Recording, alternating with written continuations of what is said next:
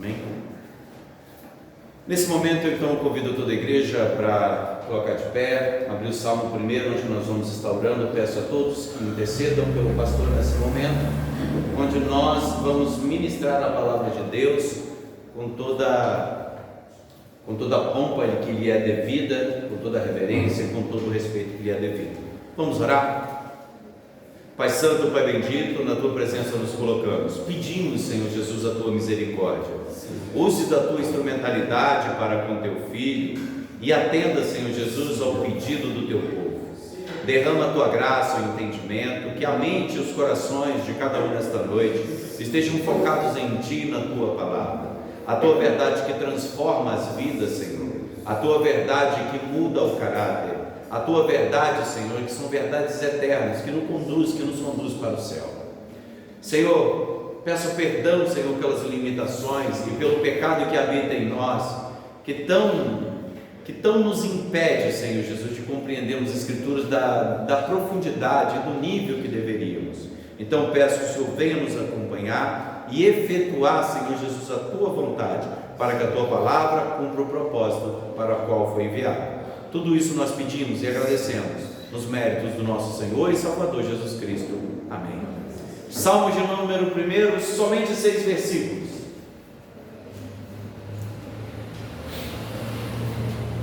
Bem-aventurado o homem que não anda no conselho dos ímpios, não se detém no caminho dos pecadores, nem se assenta na roda dos escarnecedores. Antes, o seu prazer está na lei do Senhor, e na sua lei medita de dia e de noite. Ele é como árvore plantada junto à corrente de águas, que no devido tempo dá o seu fruto, e cuja folhagem não murcha, e tudo quanto ele faz será bem sucedido.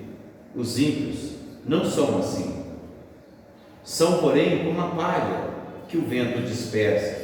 Por isso, os perversos não prevalecerão no juízo, nem os pecadores na congregação dos justos. Amém. Podeis assentar. Meus amados, eu confesso que é uma felicidade muito grande poder estar comentando o livro de Salmos. Mas os Salmos, ele é muito peculiar, né? Ele tem algumas características. No domingo passado nós começamos com uma exposição em Salmos. Hoje eu queria que os irmãos inaugurassem, né, esse momento especial. E nada mais sábio do que começar com o Salmo número 1. Tá? Eu fiz um trocadilho, por quê? Porque, por incrível que pareça, o Salmo 1 é um salmo sapiencial. Mas o que seria esse negócio, gente? Um salmo sapiencial. Primeiramente, nós entendemos que salmo é um louvor, né? Que vem da palavra grega psalmos, né? Acho que é mismor, que é da sua origem hebraica. Então nós estamos falando de quê? De coisas cantadas, de louvores. Mas, no entanto, o Salmo 1, ele é um salmo proverbial. Ele é um salmo de conhecimento. Ele aparentemente não tem nada de louvor, propriamente dito. Então, olha só, mesmo sendo um livro de louvores, o seu primeiro salmo é aquilo que chamamos salmo sapiencial. O que seria isso? No contexto semítico, se trata de uma observação das coisas como elas são, de uma forma mais generalizada, aquilo que acontece de forma ordinária, algo natural, proverbial. Por exemplo, criança, não corre, senão você vai cair. O que a criança faz? Corre e cai. Mas tem criança que não cai. Mas em sua maioria a criança cai. Então, ordinariamente, você percebe que os acontecimentos finais são esses. São simples de entender. Por quê? Porque é um conhecimento que parte do todo. Ou seja, todo mundo sabe que a criança que vive correndo, ela vai bater com a cara no chão. Isso é fato. Então, irmãos, o Salmo 1 ele é classificado como salmo sapiencial. Assim como o Salmo 49, o Salmo 112, o Salmo 128 e o Salmo 73, tá? Os sábios refletem, exortam e estão preocupados com a felicidade dos ímpios e a infelicidade dos justos. O Salmo sapiencial é assim. Aquele que escreve o Salmo sapiencial, ele observa o quê? Que aparentemente o ímpio prospera, o ímpio é feliz, o ímpio é realizado.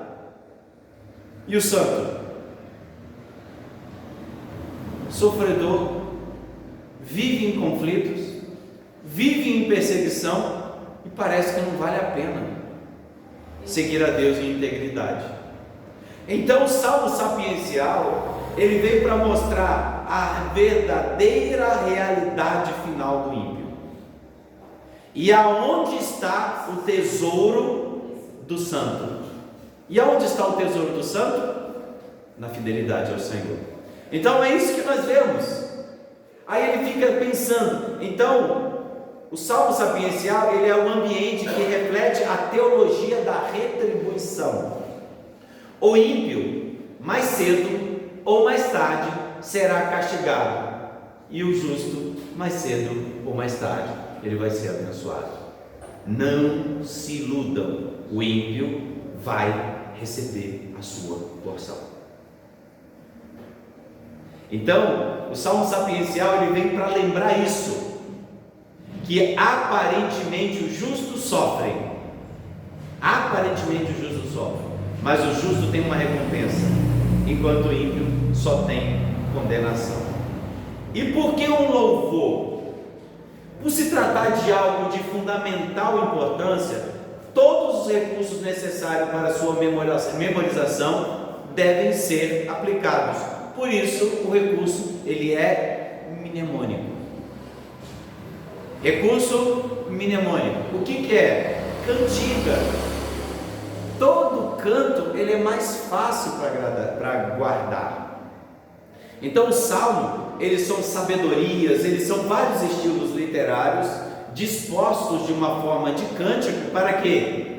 Para que ele seja internalizado em nossa mente e em nosso coração. Ou seja, é um recurso para que ninguém esqueça dele. Irmãos, nós estamos falando de um livro que demorou para ser concluído 1000 anos, aproximadamente 1000 anos. Então nós vamos ter louvor novinho, de 1000 anos, de 1000 e poucos anos, e nós vamos ter louvor um pouquinho mais velho, de mais de 3000 anos, né? Contando com os 2000 anos depois de Cristo. Então você vai perceber que eu estou falando isso antes de Cristo, tá, meus amados? Antes de Cristo. Então tem aqui, se você for ver assim a duro, mesmo assim, tem salmo aqui que tem 3000 anos. Então nós estamos falando de sabedoria juntada por um grande espaço de tempo para demonstrar como que Deus, ele faz as suas coisas.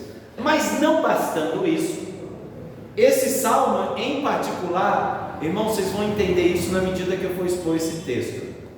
O salmo, você sabe que todo o salmo, ele é o quê? Ele é uma literatura paralelista, entendeu?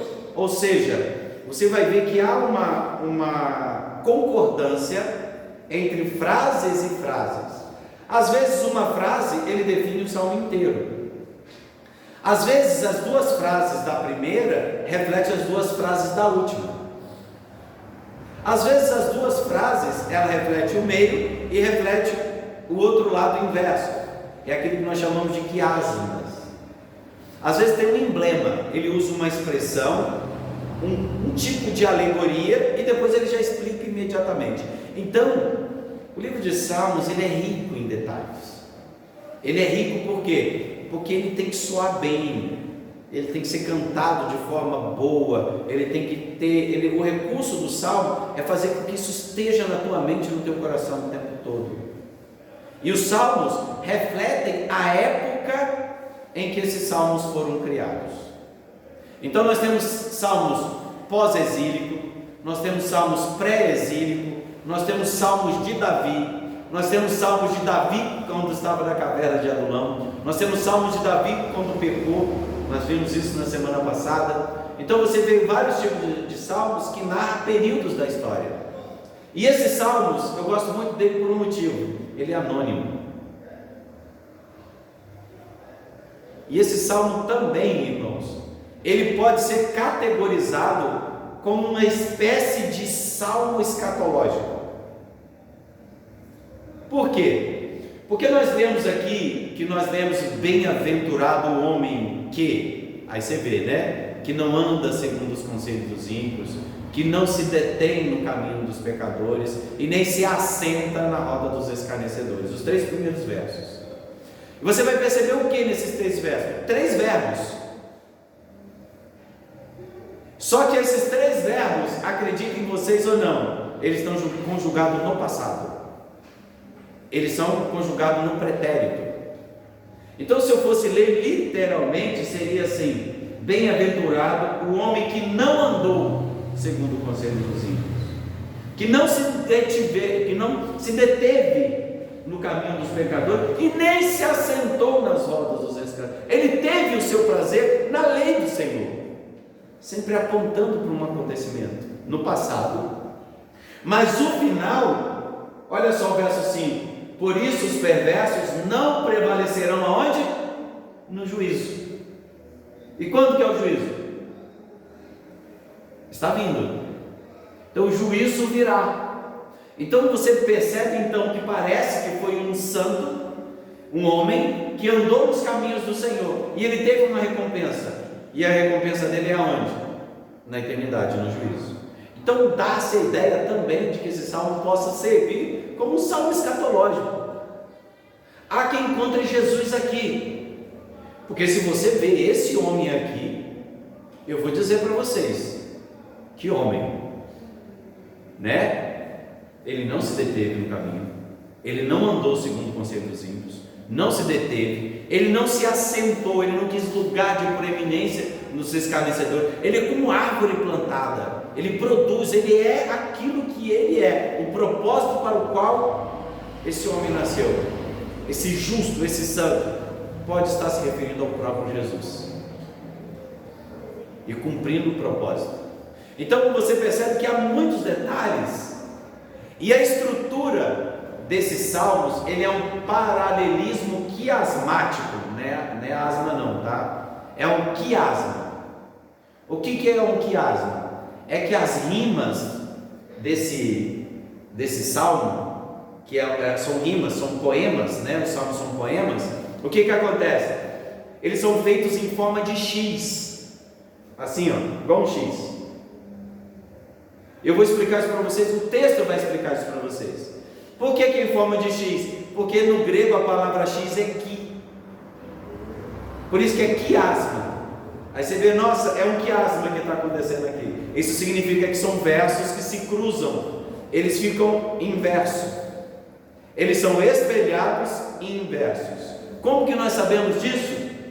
Você vai ver aqui, ó, verso 6: os perversos não prevalecerão no juízo. Aí você vai ver o primeiro verso, é um homem bem-aventurado. Aí você vai ver aqui a palha e o vento que dispersa. Aí você vai olhar que é como árvore plantada. Aí você vai ver que um é justamente o oposto do outro. Os 3 primeiros versículos são justamente o oposto dos 3 últimos versos, e eles estão em ordem contrária. Aí um fala do contrário do outro, o segundo fala do contrário oposto do outro, e o terceiro fala do contrário oposto do terceiro. Por isso que é quiasma, ele é em forma de X. Eles são justamente opostos. Ou seja, nós temos um aposto para ver o oposto. Por isso que você fala assim, então o justo é assim, ó, mas os ímpios não são assim. Ó, o justo ele faz isso, e o ímpio, não, o ímpio não faz isso. Esse vai herdar a vida eterna, não, mas esse não vai, o ímpio é diferente. Então é o oposto, ou seja, o aposto mostrando o seu oposto.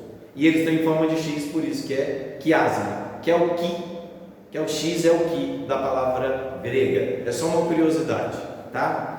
Irmãos, nós não sabemos nem quando esse salmo foi escrito, mas os salmos foram escritos de uma forma geral entre o ano 1000 a.C.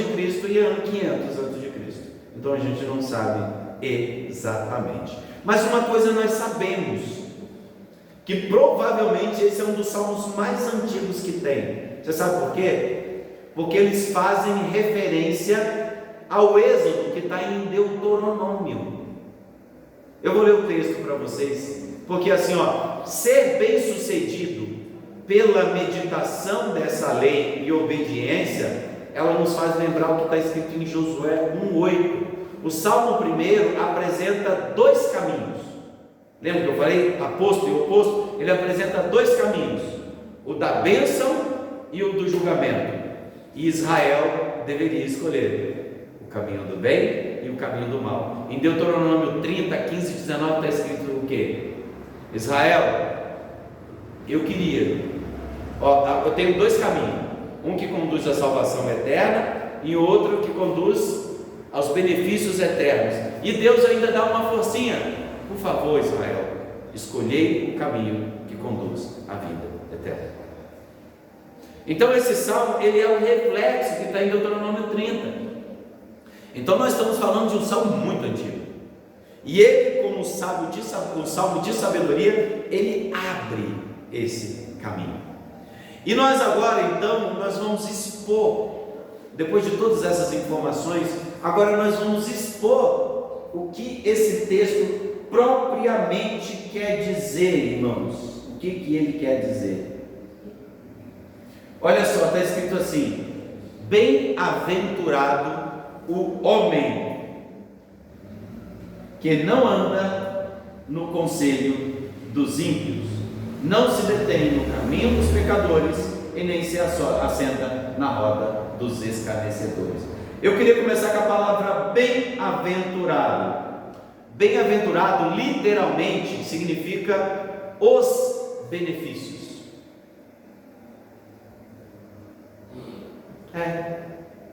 Ou seja, aquele que é beneficiado.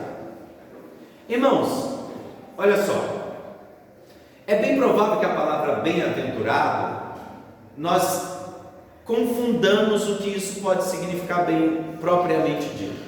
Olha só, bem-aventurado, quando você coloca uma bem-aventurado, todo mundo aqui já aprendeu que bem-aventurado é mais que feliz. Bom, não é bem assim, tá? O bem-aventurado, é bem provável que entendamos, não se trata de um homem que conquistou sua felicidade através de conquistas e méritos.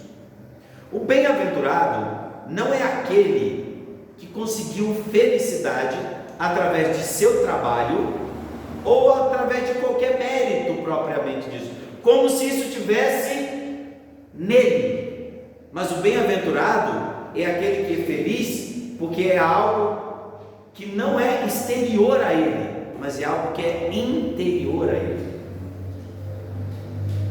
O bem-aventurado é aquele cuja fonte da felicidade não se encontra na externidade dele, mas no interno dele.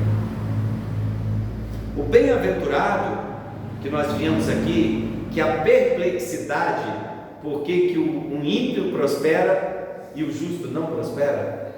Então nós estamos falando de alguém que aparentemente e socialmente ele é um infeliz, mas ao olhar para ele é chamado de bem-aventurado. Por quê? Porque toda a felicidade dele não está em suas conquistas, mas flui dele. Mas como que essa felicidade flui dele?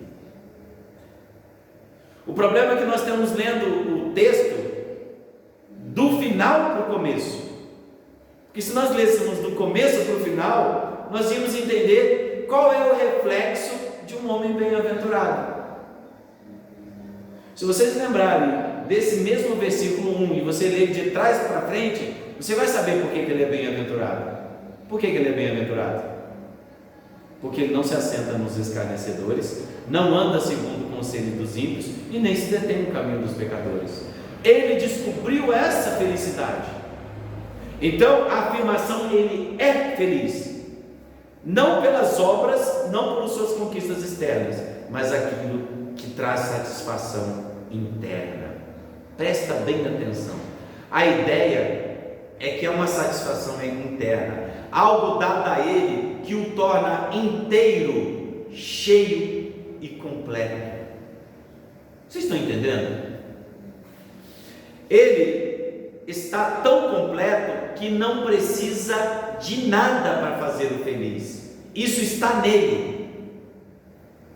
Ou seja, o homem feliz, esse bem-aventurado, ele é íntegro, ele é cheio, não há vazio nele, ele não precisa buscar nada externamente, porque ele é alguém tão completo que nada do que é fora dele o torna mais cheio, porque não tem espaço.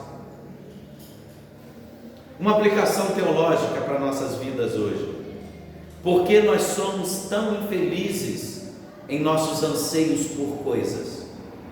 Porque nós estamos vazios. Caso estivéssemos cheios, nós não buscaríamos felicidades em outro lugar, porque o Deus que nos encheu, que nos completou com teu Espírito, Ele fluiria de forma tão grande em nós, que nada que fosse externo nos faria falta. Então a sabedoria desse bem-aventurado, desse homem mais que feliz, desse homem íntegro, esse bem-aventurado significa inteiro, cheio. Ele é como o trigo. Sabe quando você pega a espiga do trigo e você tenta abrir, quando você abre assim, você tira a casquinha, como é que está? Está cheio. Ele está íntegro, não falta nada. Ele é trigo cheio. Talvez os irmãos estejam compreendendo o texto errado, mas a árvore plantada aqui é o próprio trigo. Por quê? Porque se você ler no verso 4, vamos fazer uma exegese do texto. Se você ler no verso 4, eles falam assim: os ímpios não são assim, são porém como a palha que o vento dispersa. Como que você separa a palha? Você malha o trigo. Depois que você malha o trigo, você pega a peneira. O que você faz?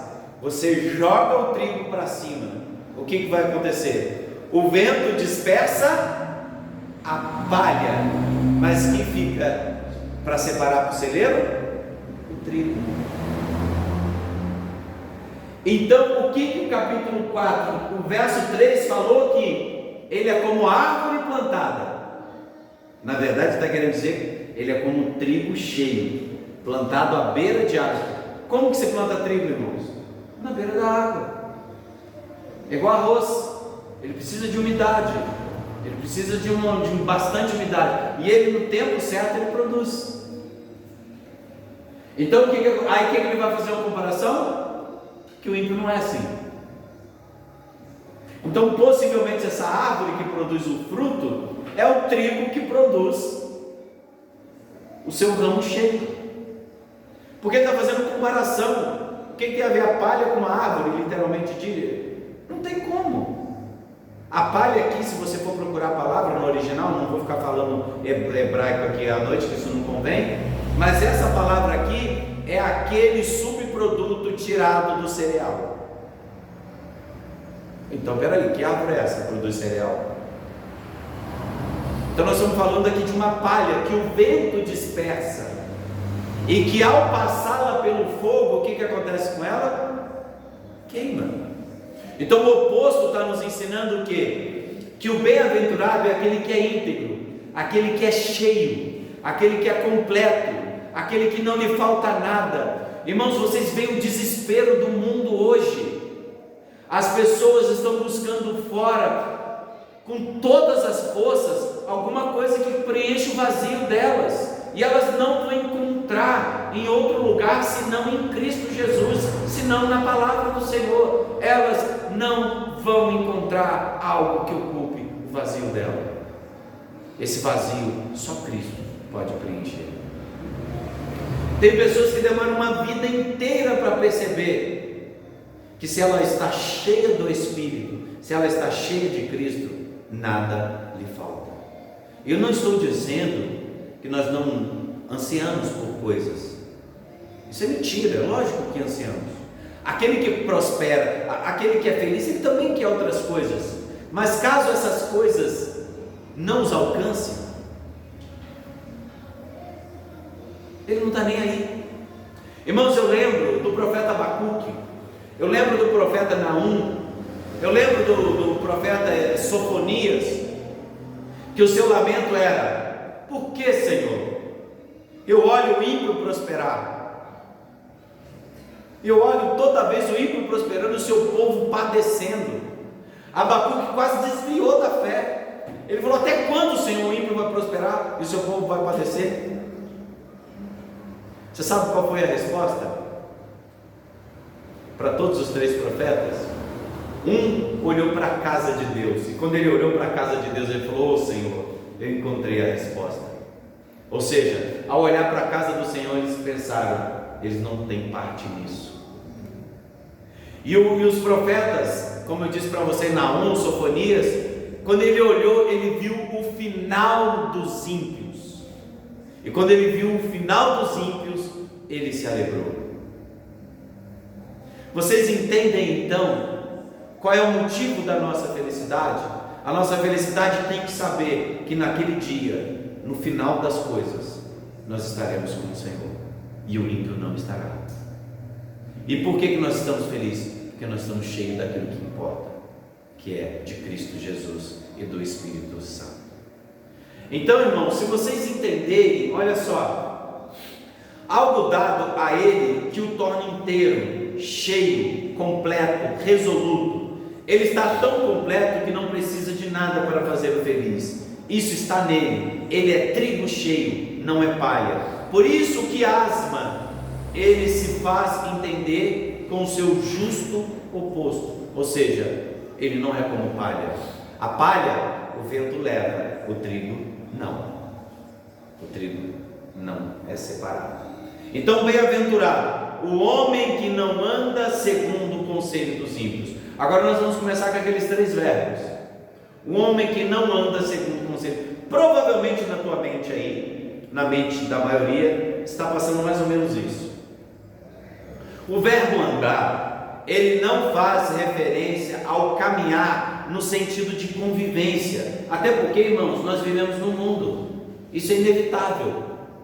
Nós vamos conviver com todo tipo de pessoa. Então, o que acontece? Andar, irmãos, é um estilo de vida, uma forma radical de viver o relacionamento com o Senhor.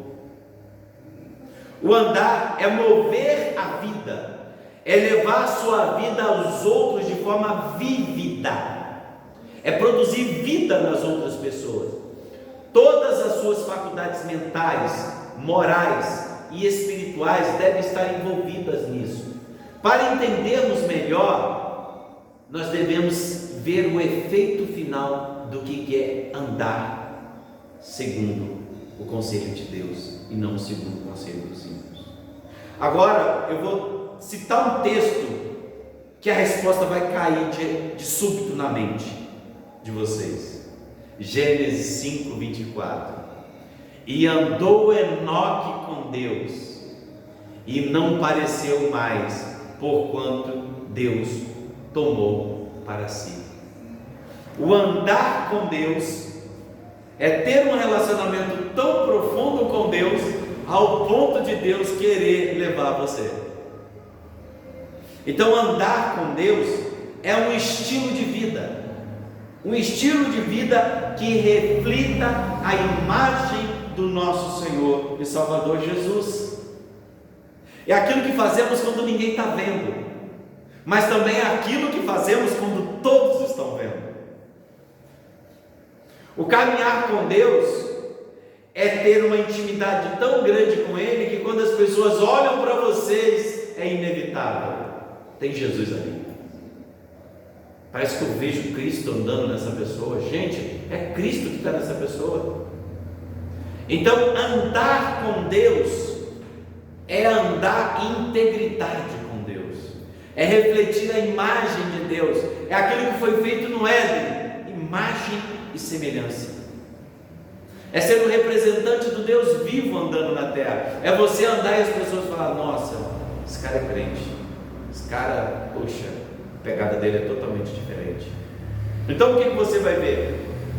Então ele não anda segundo o conselho de quem? Dos ímpios. Ele anda segundo o conselho de quem? De Deus. E da onde que se tira o conselho? Então, irmãos, olha só, o verbo andar não faz referência ao caminhar no sentido de convivência, isso é inevitável. Vamos conviver e viver com eles a vida inteira.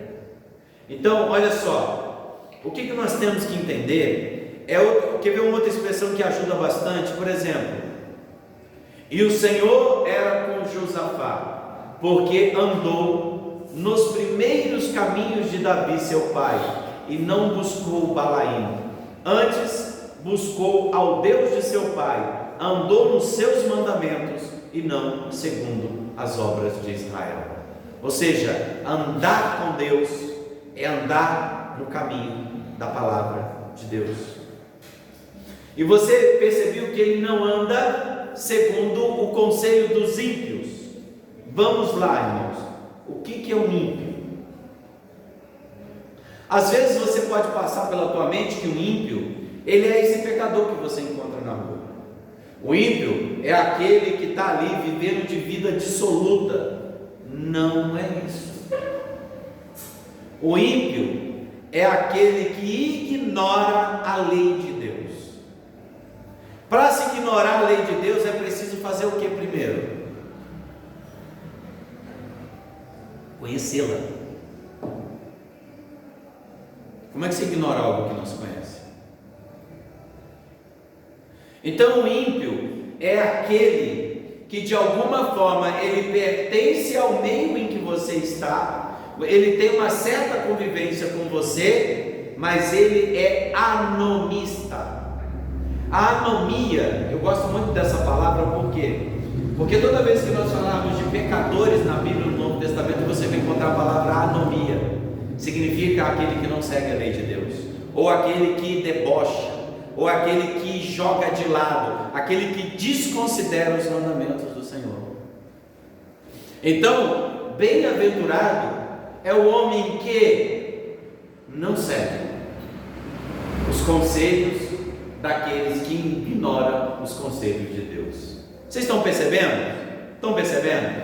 Então, a palavra ímpio aqui, ela é traduzida na Septuaginta como anomia, ou seja, aquele que nega a lei. Os mesmos não negam a lei por falta de conhecimento, fazem isso de forma deliberada, com a intenção de subverter a lei, por ela não dar benefícios a ele. O ímpio, ele não é ignorante, ele é pervertedor da palavra de Deus. Vocês estão percebendo isso? Então o ímpio é aquele que perverte a palavra de Deus. Então o que acontece, irmãos? Bem-aventurado é o homem que é cheio, que é íntegro, e que ele não se deixa levar por aqueles que falsamente conhecem a lei e subvertem essa lei, dando conselhos a você que é contrário à própria lei que te fez cheio. Ao jovem hoje, fala assim para os jovens da nossa igreja, né? O que a Bíblia ensina? A Bíblia ensina que você deve ter uma vida íntegra diante do Senhor, que os seus relacionamentos devem ser íntegros diante do Senhor, que vocês devam viver uma vida condizente com aquilo que vocês são. Mas o que a maioria dos crentes fazem hoje? Querem perverter aquilo que está na Bíblia. Vocês têm que namorar mesmo, vocês têm que beijar na boca mesmo, vocês têm que experimentar mesmo, tem que fazer test drive. Por quê? Porque amanhã vocês casam e depois vocês não sabem como é que é e acabam se separando. Quase que eu dei um grito agora, igual o Paulo Júnior. Quase que eu dei um tapa na mesa. Falei, heresia!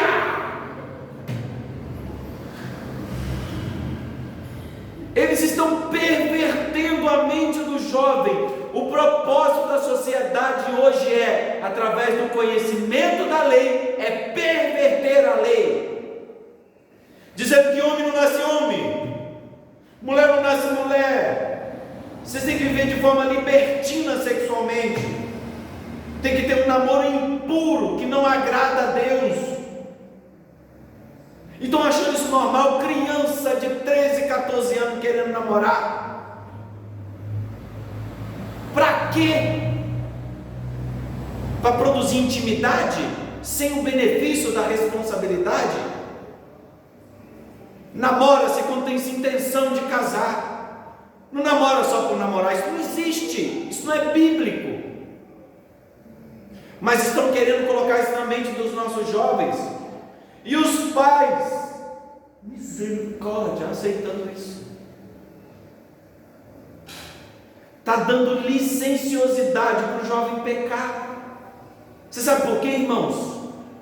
Sabe por quê? Se existe uma luta que o jovem nunca vai vencer, é a luta contra a sexualidade.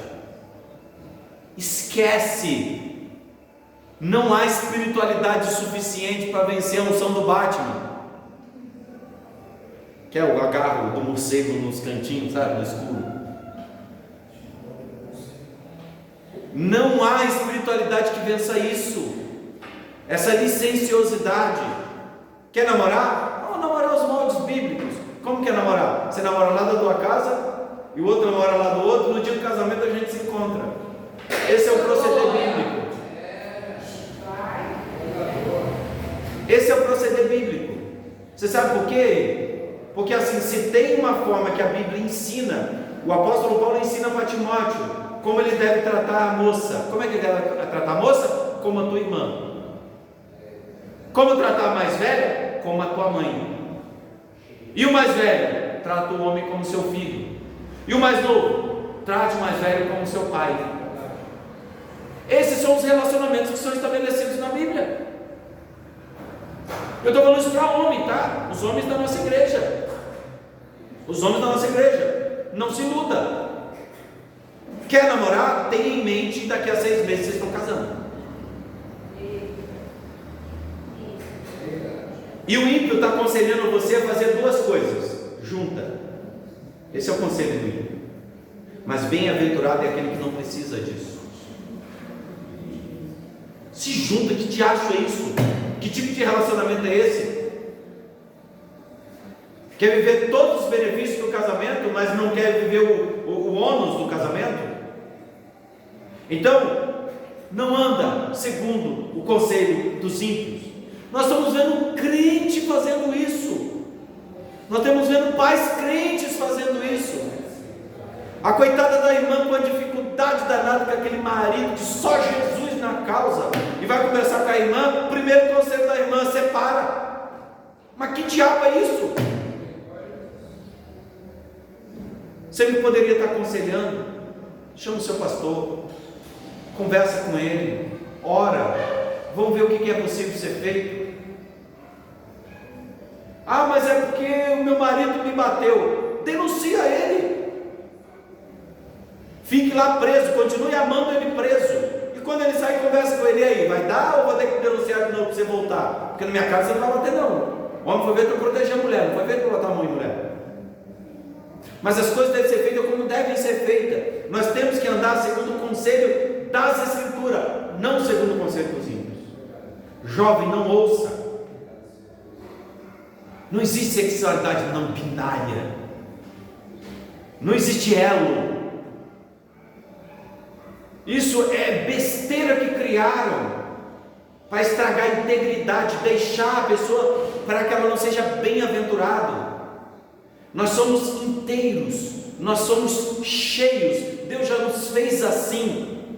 Nós não temos que buscar em outro a sexualidade ou a afirmação de pensamento. Não, Deus já fez isso para você.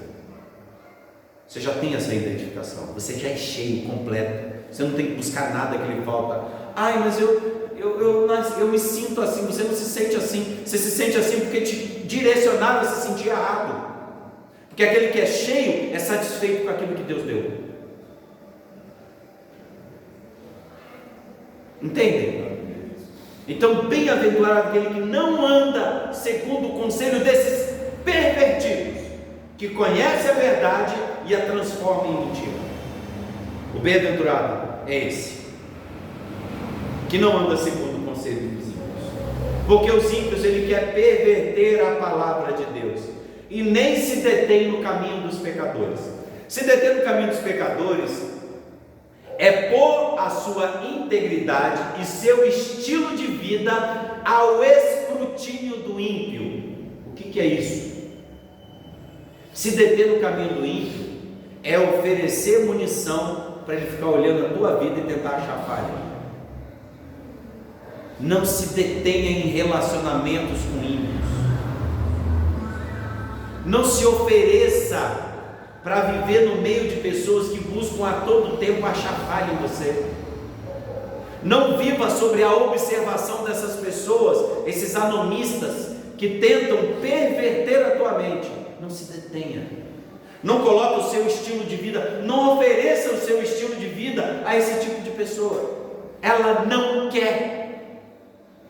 Não perca seu tempo.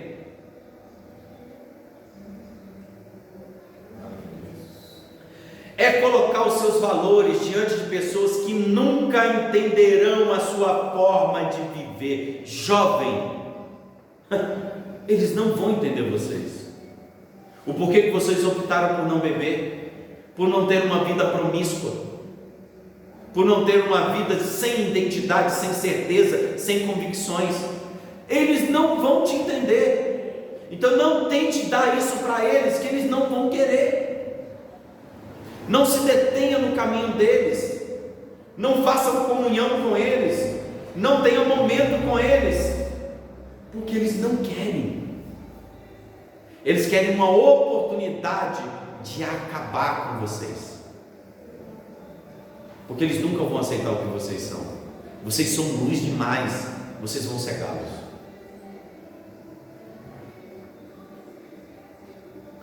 Olha só, o que acontece? E tudo o que vocês fazem é ofensa ao estilo de vida deles. Você imagina?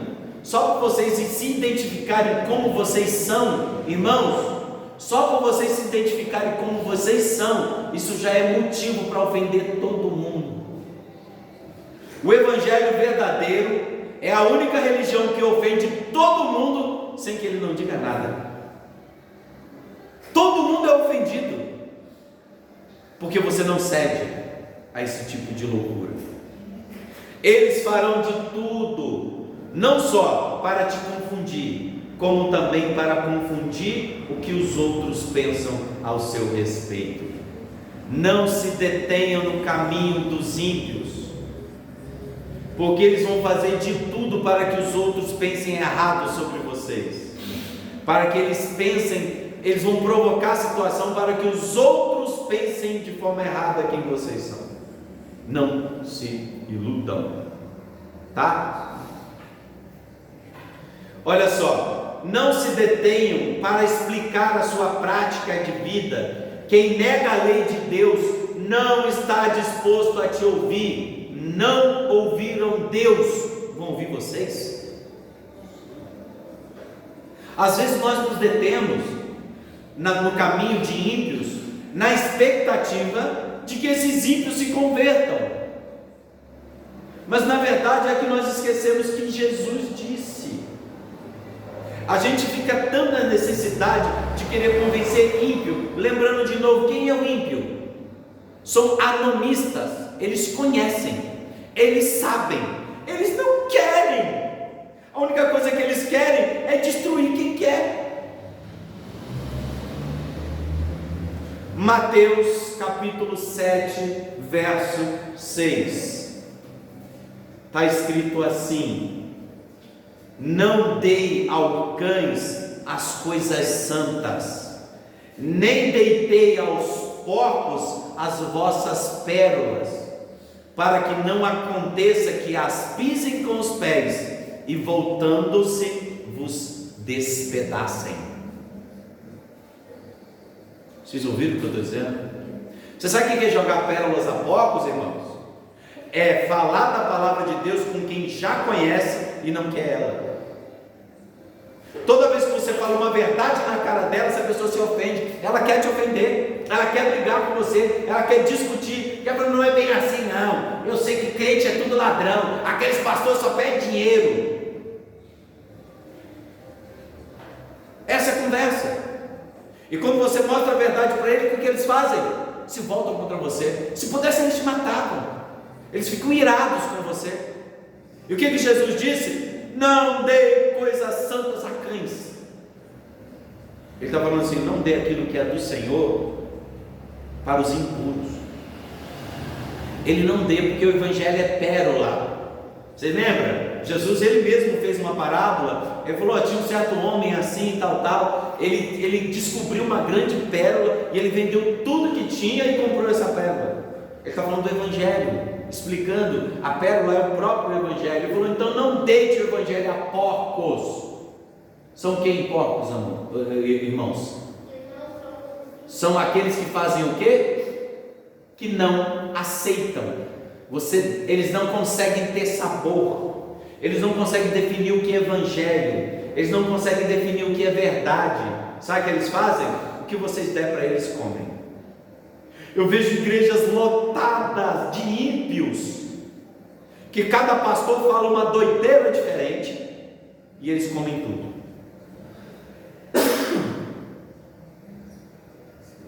Sobe um adventista num dia e prega um negócio, sobe no outro lá, o cara lá, os unicistas, e prega outra coisa, vem um outro lá de uma outra denominação e prega outra coisa, eles aceitam tudo, engolem tudo, não tem sabor, não tem boca, tudo que é porcaria eles engolem. Você pergunta qual é a fé deles, eles nem sabem o que eles acreditam.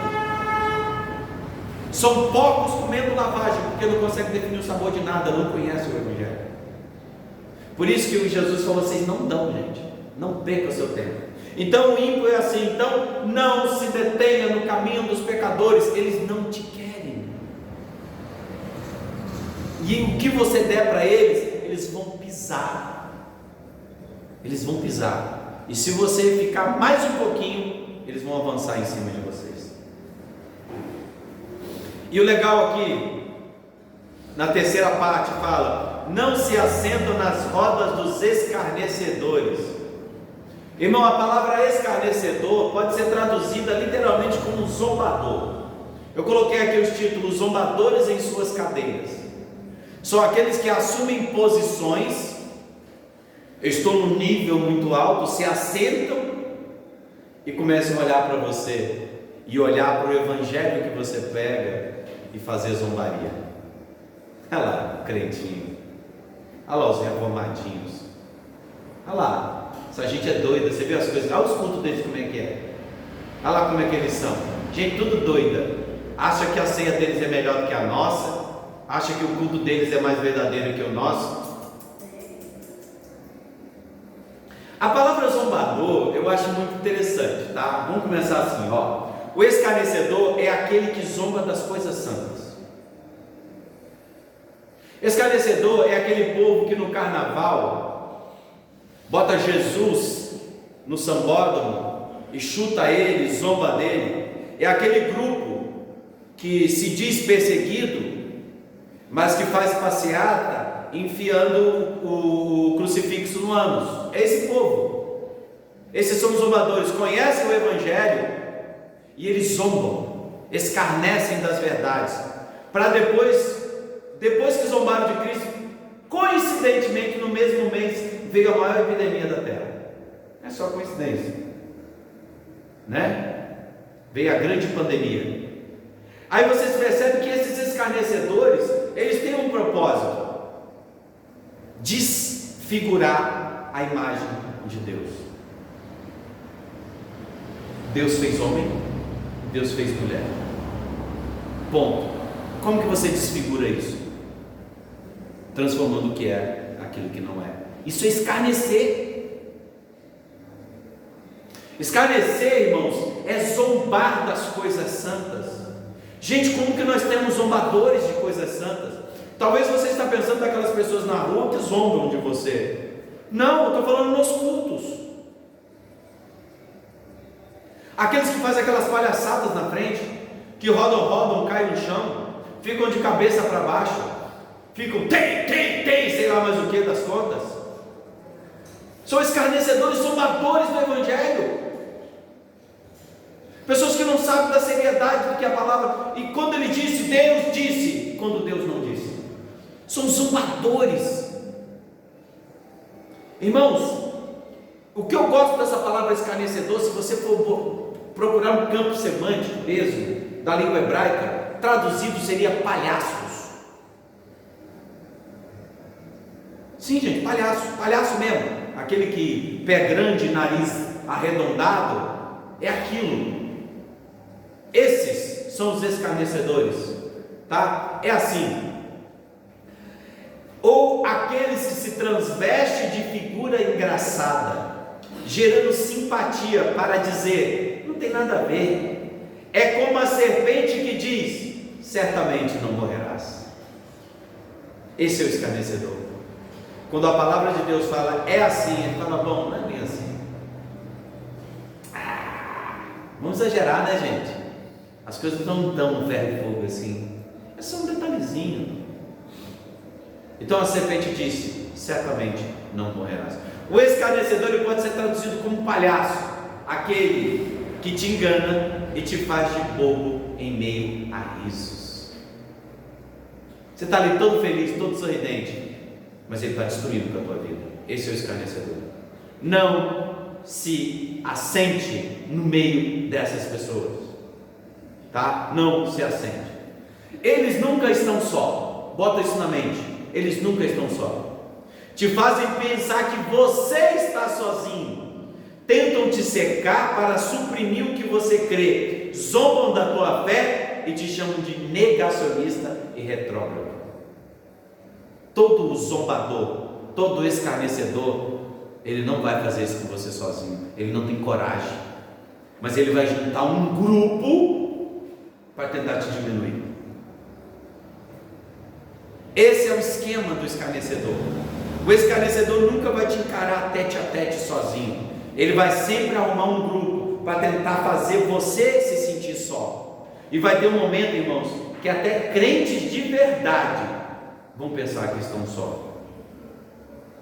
Elias chegou um período da vida dele em que ele achou que todos aqueles escarnecedores, todos aqueles que zombadores, ele achou que ele era o único que não tinha se prostrado a Baal. Por quê? Porque Jezabel fez ele pensar que ele estava sozinho. E quando ele pensou que estava sozinho, ele falou, Senhor, acaba logo com a minha vida, porque eu estou sozinho. Eu estou sem ninguém, é só eu que estou tentando ter uma vida íntegra, que eu não me assento na roda dos escarnecedores. Aí o que Deus falou? Meu amigo, existe mais aí, uns 7.000 aí, que não se dobrarão a Baal. Não é só você não, tem muita gente boa ainda aí, tem muita gente que não se deixa seduzir pela maioria. Você jovem, não se assente na roda dos escarnecedores. Você não é a minoria. Estão tentando fazer vocês pensarem que vocês são a minoria, só porque vocês são santos. Vocês não são a minoria. Alguns estão em silêncio, estão quietinhos, mas há muito do Senhor por aí. Então, meus irmãos, olha só.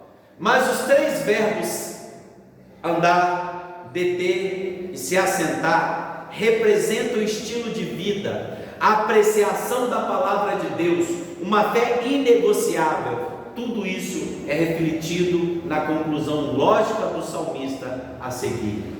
Antes, tem o seu prazer na lei do Senhor, e na sua lei medita de dia e de noite. Irmãos, ao contrário de que todo mundo pensa, o prazer do bem-aventurado, do íntegro, é meditar na lei do Senhor. Todo prazer nosso é entender que a palavra do Senhor é verdade para nossas vidas. E não importa como o mundo está de cabeça para baixo, eu não estou nem aí. Por quê? Porque o meu prazer está na lei do Senhor. Ou seja, o prazer de estar na lei do Senhor é ao contrário da palavra ímpio. O ímpio ele tem desprazer na lei do Senhor, e os santos têm prazer na lei do Senhor. Foi o que eu disse, lembra do quiasma? O justo oposto.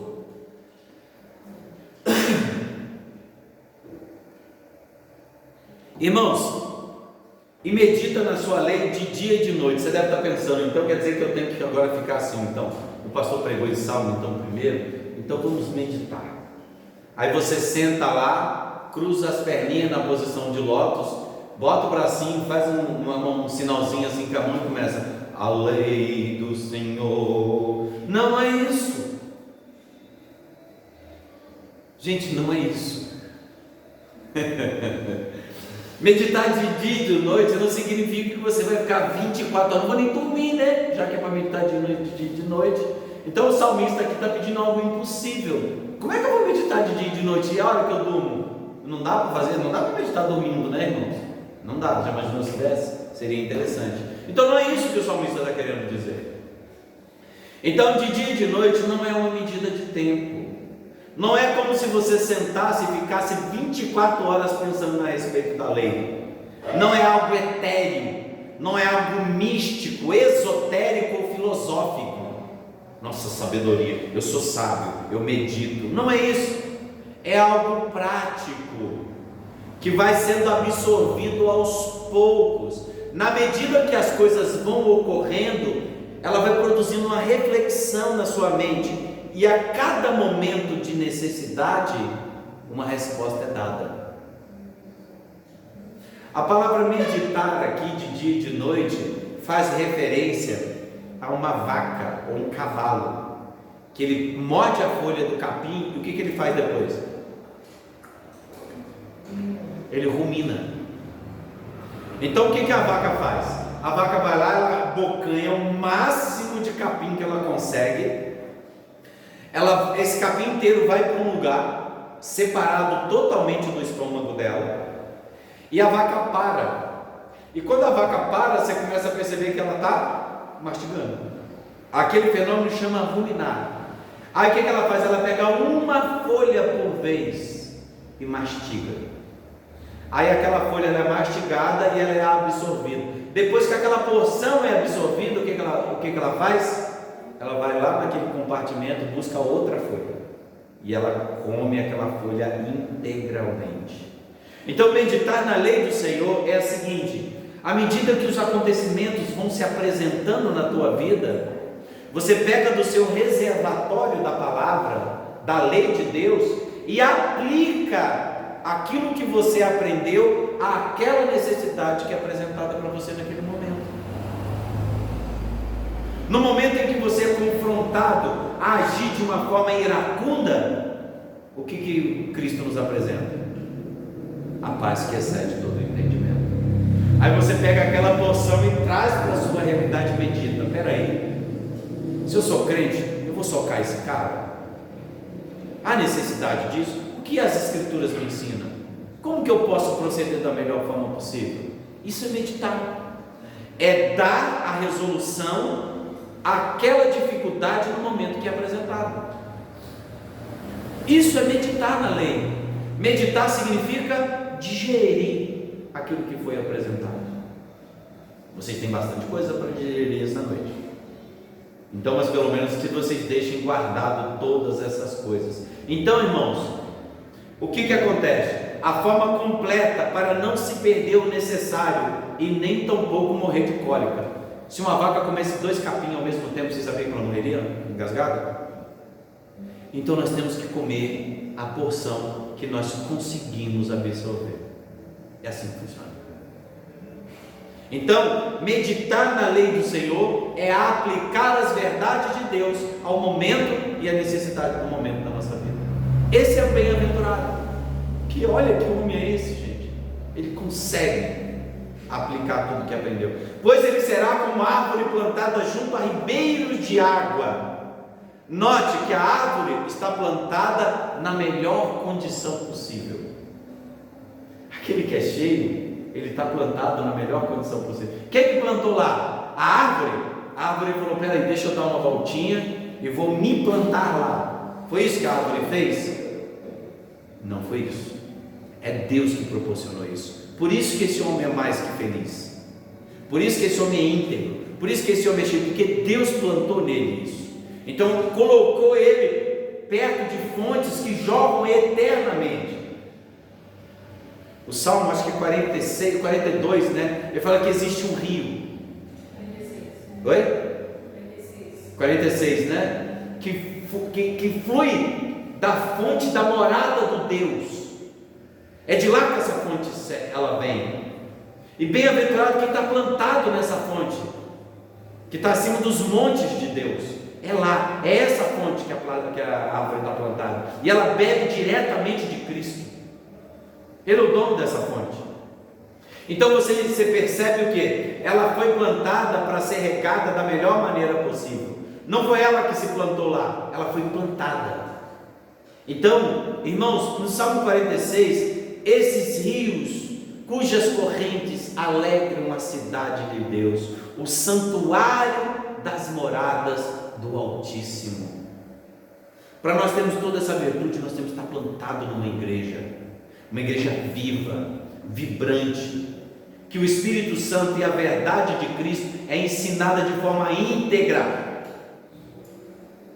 Irmãos, Cristo não é um coach, o Evangelho não é isso.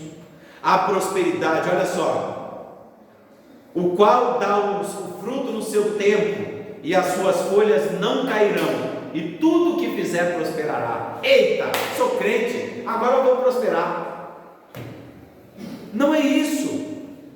O prosperar aqui é cumprir a função que foi estabelecida por Deus para você. Prosperar não é acumular coisas. Prosperar é o que? Cumprir o propósito de Deus. Qual foi o propósito dessa planta? Produzir folha e fruto na estação certa. Deus deu um propósito para essa planta. E ela prospera quando ela faz o quê?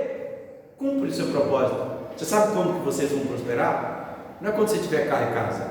Vocês vão prosperar quando vocês cumprirem o propósito pelo qual Deus plantou vocês aqui. Vocês estão plantados. Qual é o seu propósito? Você vai estar prosperando a partir do momento que você cumpre a vontade de Deus, meditando na lei de dia e de noite. Então, olha, porque, irmãos, se você acreditar que o Evangelho são coisas materiais, você é um miserável. Olha só, o Senhor não é um coach. Nós não cremos na teoria, nós não cremos na teologia da prosperidade. Em 1 Coríntios 15, 19 fala assim: se esperarmos em Cristo só nessa vida, nós somos os mais miseráveis dos homens. Essas igrejas que estão ensinando você, vem cá que você vai ter isso, que você vai ter aquilo, sai disso aí, isso é obra de Satanás. Esses não são pregadores do Evangelho, não são coaches, alimentando a sua soberba, alimentando a sua ambição. São ímpios te conduzindo. Não se detenha no meio dessas pessoas. Elas não querem a sua salvação, elas querem a tua ruína. Seja como uma árvore plantada, produza aquilo que é o propósito de Deus. A vida tem um propósito, e o propósito é esse. Então, Oséias 6,3: a vida tem um propósito, e o propósito é esse. Então conheçamos e prossigamos em conhecer ao Senhor. A sua saída como a alva é certa, e ele vos virá como chuva serôdia que regue a terra. Sigamos e prossigamos em conhecer ao Senhor. A palavra conhecer o Senhor é a palavra Yadá. Yadá significa um relacionamento íntimo. Esse é o nosso propósito. É ter um relacionamento íntimo com o Senhor, e a cada dia mais estreitar esse relacionamento com Ele. O nosso propósito na terra é esse: conhecer o Senhor. Qualquer coisa fora disso é distração. Qualquer coisa fora disso é ilusão para nossas vidas e nos conduz ao que? A tristeza, a angústia. O seu penar, o seu trabalhar, o buscar o seu pão é penoso. Não há felicidade em nada que você faça se você não buscar Deus em integridade. Ou seja, a prosperidade da árvore é cumprir o seu propósito para o qual foi plantada. Não foi o de comer os seus próprios frutos, ou até mesmo secar as suas próprias folhas para que ninguém se abrigue nela. Muito pelo contrário, a árvore cumpre o seu papel de árvore. Eu nunca vi uma árvore preocupada com quem vai comer os frutos dela, ou com quem vai esconder debaixo dos galhos dela. Por quê? Porque ela cumpriu o propósito dela. Que cumpramos também o nosso propósito. Para encerrar, irmãos, a palavra de Deus fala assim: mas não são assim os ímpios. Eles são como a moinha que o vento espalha.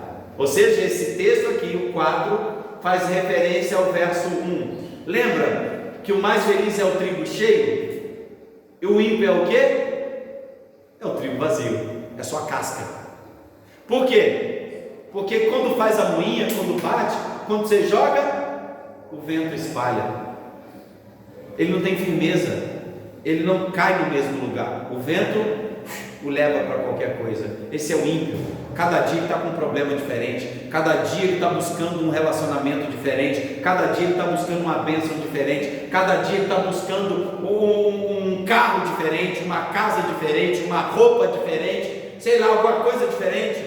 Por quê? Porque ele é vazio, ele é levado pelo vento. O que a vida traz, ele vai, ele segue. Não há firmeza, não há felicidade, não há estabilidade.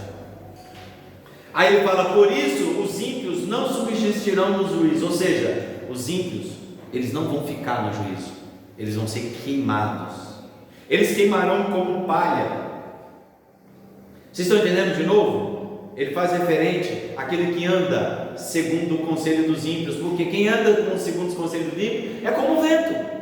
Porque os ímpios, eles são como o vento. Eles são levados por qualquer sorte de doutrina, por qualquer maluquice, qualquer oba-oba, qualquer campanha, qualquer cesta da bênção, o domingo da vitória, o culto da família, sei lá, eles inventam um monte de coisa. E essas pessoas são levadas por essas loucuras. É assim que o ímpio é. Eles não subsistirão. E no final, irmãos, nem os pecadores na congregação do justo. Não haverá comunhão com a roda dos escarnecedores. Lembra que eles se assentam? Eles se assentam em assembleia lá, mas eles não vão fazer, eles não fazem parte da Assembleia dos Justos. Eles são outra coisa. Lembra que eu falei que a estrutura é inversa?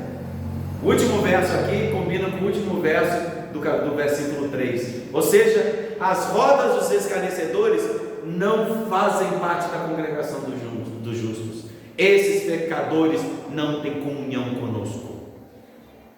Eles não fazem parte da nossa vida. Eles não se assentam conosco. E eles não se assentarão com o Senhor no dia do juízo. Você sabe por quê? Porque o Senhor conhece o caminho dos justos, porém o caminho dos ímpios perecerá. De todas as suas dúvidas, de todos os seus martírios, de todas as suas confusões mentais, se mantenham com um estilo de vida íntegro. Por quê? Porque o caminho do justo está no Senhor, e o do ímpio é a sua condenação eterna. Então, esse salmo sapiencial, ele vem trazer mais uma medida de sabedoria para nós, como nós nos relacionamos com o mundo e como nós nos relacionamos com a palavra. Por isso, nós somos mais que felizes. Por isso que nós somos bem-aventurados. Vamos colocar de pé, vamos orar, vamos agradecer ao Senhor por essa mensagem desta noite.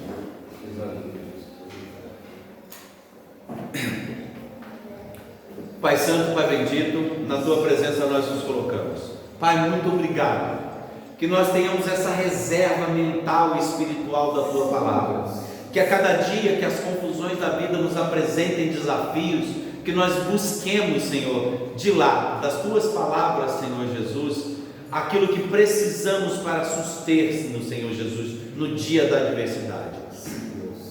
Abençoa, Senhor Jesus, os jovens da nossa igreja. Abençoa as crianças da nossa igreja, Senhor Jesus. Abençoa os casados da nossa igreja, Pai.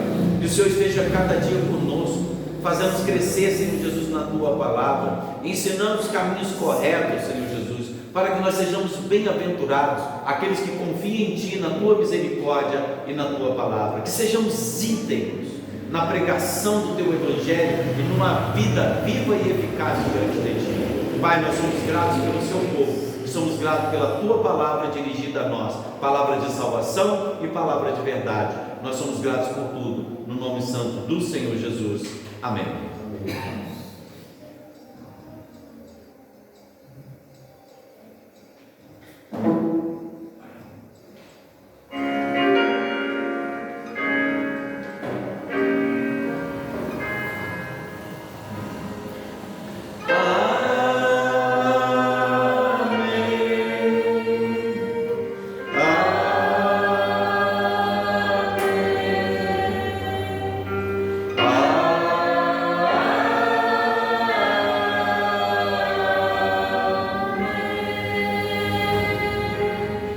Que o Senhor vos abençoe e vos guarde.